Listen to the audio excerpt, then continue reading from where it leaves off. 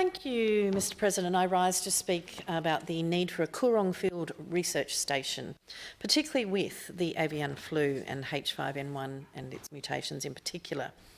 Avian flu has now reached Antarctica.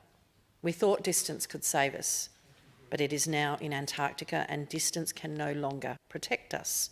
Around the world, there's evidence of this strain of avian flu jumping from birds to marine mammals, potentially impacting bull seals, sea lions, dolphins and penguins.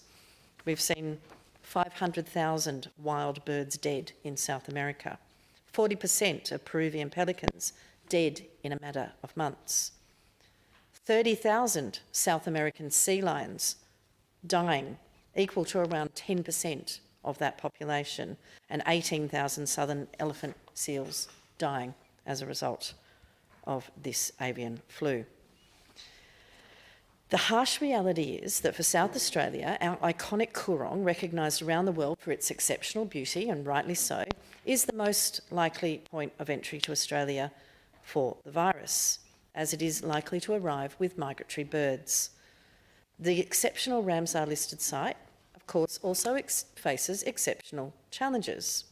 Indeed, the risk to bird populations generally is such that there are serious suggestions that as a nation we should be exploring the vaccination of not only captive at-risk species such as the orange-bellied parrot, but also of various species in the wild. The evidence also suggests that this should extend to other at-risk species such as the sea lions of Kangaroo Island. The impact on our wild bird and animal populations has the potential to be disastrous, but it doesn't stop with wild water and bird species. It can impact domestic birds as well. Indeed, most recently in the UK, it's been found for the first time in sheep. The economic impact of avian flu ripping through both our poultry and our sheep sectors would be devastating, but hold this picture in your minds and imagine now that in addition to the impacts on our sheep and poultry sectors, it quickly jumps from water birds to seals. We know this is possible, but imagine if it was to get into the sea lion population of Kangaroo Island. Imagine Kangaroo Island without seals. I hope it never comes to fruition, and there is much that we can do to prevent that. Over the last 6 years, expert volunteers working in the Coorong in partnership with commercial fishers have been able to identify and document multiple pest and disease outbreaks. Most critically, the presence, distribution and number of animals involved in an avian cholera outbreak. For this avian cholera outbreak, they were able to get bacterial samples to PIRSA within the 1 hour window that is available and required for accurate testing. That's right, a 1 hour window. And that's impossible to do if your closest staff are in Adelaide and working to meet other commitments. If we don't have a presence on the ground in the Coorong, we won't be nimble enough to respond in the kind of timeframe that we means. And there is possibility that the crucial period of identifying the arrival of avian flu may well be missed, and we may well be too late.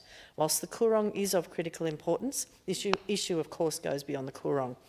However, it is where this virus is most likely to enter in South Australia. It's unrealistic to think that we will, as a nation and a continent, remain free of the H5N1 virus, and it is not a question of if it arrives, but when it arrives. And when it arrives, we need to be ready. But we can only respond with that kind of 1 hour time frame required to secure a quick and accurate identification of the virus if we have a local field research station. It's not all bad news, however. There is actually a suitable property at Woods Well. Indeed, it's ready, there and waiting now, and it could enable us to set up this much needed field research station. But we must move quickly.